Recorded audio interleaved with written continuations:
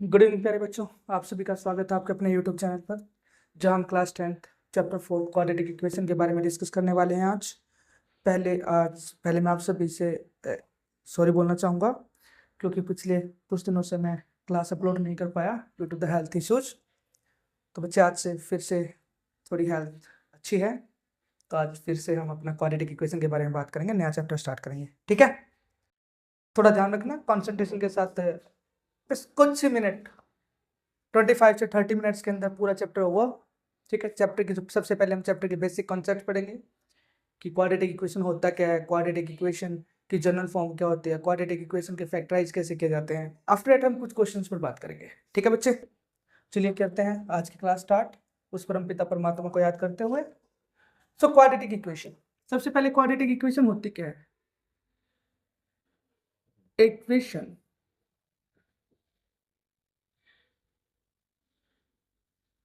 in which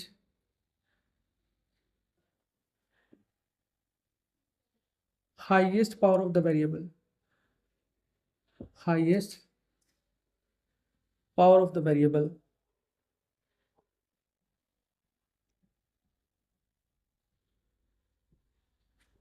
highest power of the variable is 2.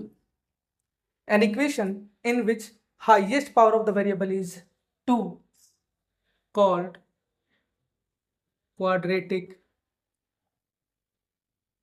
equation. For example, x square plus 5x plus 6 or x square plus 3. In both the examples, this one is called quadratic polynomial. But if we put is equal to 0, then it becomes quadratic equation. Same इसी तरह, but x square plus 3 is a polynomial, but if we put is equal to 0, it become a equation. जैसा कि हम पहले chapter में पढ़ चुके हैं कि इक्वेशन और पॉलिनोमियल में क्या डिफरेंस होता है। इक्वेशन क्या होती है? जहां पर इक्वालिटी का साइन आ जाता है, इक्वेशन बन जाती है। किसी भी पॉलिनोमियल या किसी भी अलजेब्रिक एक्सप्रेशन में इक्वालिटी का साइन आ जाए तो उसे क्या बोल देते हैं भाई? वो इक्वेशन की फॉर्म होगी। और इक्वालिटी का साइन नहीं है तो फिर वो क्या हो सकती है? एक्सप्रेशन हो सकता है, या फिर वो क्या हो सकता है? पॉलिनोमियल हो सकता है। अब जो general form of quadratic equation होती है, जनरल फॉर्म, वो जनरल फॉर्म क्या होती है बच्चे? A x square plus b x plus c is equal to 0। Here a b and c are constant, but a is not equal to 0। यहां पर A B C constant तो होंगे, लेकिन ए की वैल्यू कभी 0 नहीं हो सकती। सिर्फ वाई, ए की वैल्यू 0 क्यों नहीं होगी? अगर बच्चे ए की वैल्यू 0 हो जाती है तो this term becomes 0 plus b x plus c is equal to 0। अब वेरिएबल की हाईएस्ट पावर क्या बचेगी? 1। और जहां पर वेरिएबल की हाईएस्ट पावर 1 बचेगी, वो क्या नहीं कहलाएगी? क्वाड्रेटिक इक्वेशन नहीं कहलाएगी। वो तो कौन सी इक्वेशन बन जाएगी? Linear equation. क्योंकि जहां पर वेरिएबल की हाईएस्ट पावर 1 होती है उसे क्या बोलते हैं? Linear equation. यहां तक बात क्लियर है? चलिए, अब रूट्स, जो रूट्स होते हैं या जीरोस होती हैं, number of roots is equal to क्या होता है? Degree of the equation. Root किस पर डिपेंड करते हैं? डिग्री ऑफ द इक्वेशन पर क्या करते हैं? डिपेंड करते हैं। डिग्री ऑफ द इक्वेशन क्या होती है? डिग्री क्या होती है? Highest power of the variable, highest power of the variable.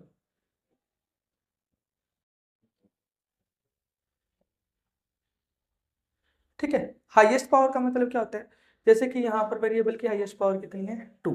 तो किसी भी क्वाड्रेटिक इक्वेशन के लिए नंबर ऑफ रूट्स क्या होंगे? 2। क्यों? क्योंकि उसकी डिग्री क्या होती है? 2, और हाईएस्ट पावर भी क्या है? 2। ठीक है, तो अगर आपसे कोई पूछ ले इसके कितने रूट्स होंगे या इसकी कितनी जीरोस होंगी, ठीक है, तो वो कितनी होगी? 2। यहाँ तक बच्चे, किसी बच्चे को कोई डाउट है, कोई शक है, कोई सवाल है, ठीक है, तो कमेंट बॉक्स में जरूर लिखें। अब जो जनरल फॉर्म होती है a x square plus b x plus c, तो उसके कितने रूट्स होते हैं? 2 रूट्स होते हैं। हम मान के चलते हैं let alpha and beta are the zeros. हमने क्या मान लिया कि यदि कोई भी क्वाड्रेटिक इक्वेशन है उसकी जीरोज क्या होंगी? Alpha and beta. तो बच्चे अल्फा प्लस बीटा ये क्या कहलाएगा हमारे पास? सम ऑफ जीरोज। क्या कहलाएगा हमारे पास? सम ऑफ जीरोज। और अल्फा इंटू बीटा, यहाँ पर अल्फा और बीटा के बीच में क्या है? प्रोडक्ट है, तो ये क्या कहलाएगा? Product of zeros. Product of zeros. Sum of zeros का फॉर्मूला क्या होगा? Minus b upon a. और प्रोडक्ट ऑफ जीरोज का फॉर्मूला क्या होगा बच्चे? C upon a. यहाँ पर क्लियरली मेंशन कर दिया। ए बी और सी क्या होते हैं? ए बी और सी हमारे पास होते हैं कांस्टेंट, और जो ए की वैल्यू है वो कभी भी क्या नहीं हो सकती? जीरो नहीं हो सकती, ठीक है। सम ऑफ जीरोज का फॉर्मूला क्या होता है बेटे? Minus b upon a. और प्रोडक्ट ऑफ जीरोज का फॉर्मूला क्या होता है बच्चे? C upon a. यहाँ तक किसी बच्चे को कोई दिक्कत है, कोई शक है, कोई सवाल है, या कोई चीज नहीं समझ में आई है, तो आप कमेंट बॉक्स में कमेंट करके पूछ सकते हैं, ठीक है। आगे बढ़ने से पहले बेटे फिर से एक बार इसको रिकैप कर लेते हैं। कोई भी इक्वेशन जिसमें वेरिएबल की हाईएस्ट पावर 2 होती है उसको हम क्वाड्रेटिक इक्वेशन बोलते हैं। जो क्वाड्रेटिक इक्वेशन की जनरल फॉर्म होती है वो क्या होती है? A x square plus b x plus c is equal to 0। यहाँ ए बी और सी क्या होते हैं? कांस्टेंट होते हैं, बट ए की वैल्यू कभी क्या नहीं हो सकती है? जीरो नहीं हो सकती है। यदि ए की वैल्यू जीरो हो जाएगी तो this equation, this terms becomes equal to 0 plus b x plus c. Now in this equation highest power of the variable is 1, so it's called a linear equation. इसलिए यदि जो एक्स स्क्वायर का coefficient है, means जो a की value है, वो कभी भी क्या नहीं हो सकती है? जीरो नहीं हो सकती है। उससे आगे अब हम बात करते हैं नेचर ऑफ द जीरोज या नेचर ऑफ द रूट, कि जो इसके जो रूट बनेंगे उनका नेचर क्या होगा। नेचर से आप समझते हैं उनकी प्रकृति क्या होगी, प्रकृति से आप समझते हैं क्या होता है। चलिए अभी हम बात करेंगे, देखेंगे कि नेचर, प्रकृति क्या होती है और कैसे हम किसी भी क्वाड्रेटिक इक्वेशन के नेचर के बारे में जानकारी प्राप्त कर सकते हैं, ठीक है। जैसा कि अभी अभी हमने डिस्कस किया, a x square plus b x plus c is equal to 0, ये जनरल फॉर्म होती है क्वाड्रेटिक इक्वेशन की, ठीक है। तो नेचर हमें चेक करना है, nature of zeros. Nature of zeros कैसे फाइंड आउट करेंगे?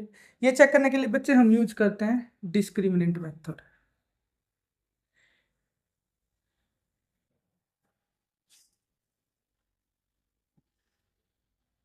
Discriminant method. डिस्क्रिमिनेंट मेथड क्या होता है? इसको हम एक अलग नाम से भी जानते हैं, एक इंडियन मैथमेटिशियन के नाम से भी जानते हैं, जो इसका नाम बनता है वहां पर श्रीधराचार्य मेथड, ठीक है। तो बच्चे डिस्क्रिमिनेंट मेथड क्या होता है? यहाँ पर हम सबसे पहले डी फाइंड आउट करते हैं। डी डिस्क्रिमिनेंट फॉर्मूला क्या होता है? B square minus 4ac, b square minus 4ac। अब आप सबको पता है बी क्या होता है? जो एक्स का कोफिशिएंट है वो क्या होगा? बी। ए क्या होता है? जो एक्स स्क्वायर का कोफिशिएंट है वो क्या होगा? ए। और सी क्या होता है? जो कांस्टेंट टर्म है वो क्या हो जाएगा बेटे? सी, ठीक है। तो पहली कंडीशन बनती है यदि डी ग्रेटर देन 0 आता है, दूसरी कंडीशन बनती है डी इक्वल टू 0 आता है, और तीसरी कंडीशन बनती है डी क्या आ जाता है? Less than 0। पहली कंडीशन का मतलब क्या है? यदि डी की वैल्यू 0 से बड़ी आई, 0 से बड़ी आने का मतलब क्या? पॉजिटिव वैल्यू आए। तो रूट्स क्या होंगे? रियल एंड डिस्टिंक्ट, ठीक है। डिस्टिंक्ट का मतलब क्या होता है बच्चे? इसका मतलब होता है डिफरेंट, मतलब कि रियल भी होंगे और क्या होंगे? अलग अलग होंगे। यदि डी की वैल्यू इक्वल टू 0 आ जाती, रूट्स क्या होंगे? Real and equal. जो दो रूट आएंगे दोनों रियल होंगे और उनकी वैल्यू क्या आएगी? सेम। मान लीजिए एक्स के की वैल्यू 3 है तो दूसरी वैल्यू भी क्या होगी? 3 होगी। यदि डी की वैल्यू 0 से छोटी आ जाती है तो बच्चे वहां पर क्या होगा? No real root. No real root. सबसे पहले यदि डी की वैल्यू क्या आती है, 0 से बड़ी, रियल एंड डिस्टिंक्ट, डी की वैल्यू 0 के इक्वल आती है तो रियल एंड इक्वल, अगर डी की वैल्यू 0 से छोटी आती है तो नो रियल रूट। यहां तक बात क्लियर है। और जो डी निकालने का फॉर्मूला है वो क्या है, बी स्क्वायर माइनस 4ac। तो बच्चे ये क्या होता है, नेचर ऑफ द रूट। यहां तक बात क्लियर है। तो बेटे आज के लिए इतना ही, बाकी क्वेश्चन और कुछ थोड़ा बहुत जो बेसिक कंसेप्ट रहता है वो हम अगली क्लास में पढ़ेंगे। Thank you very much, have a nice day.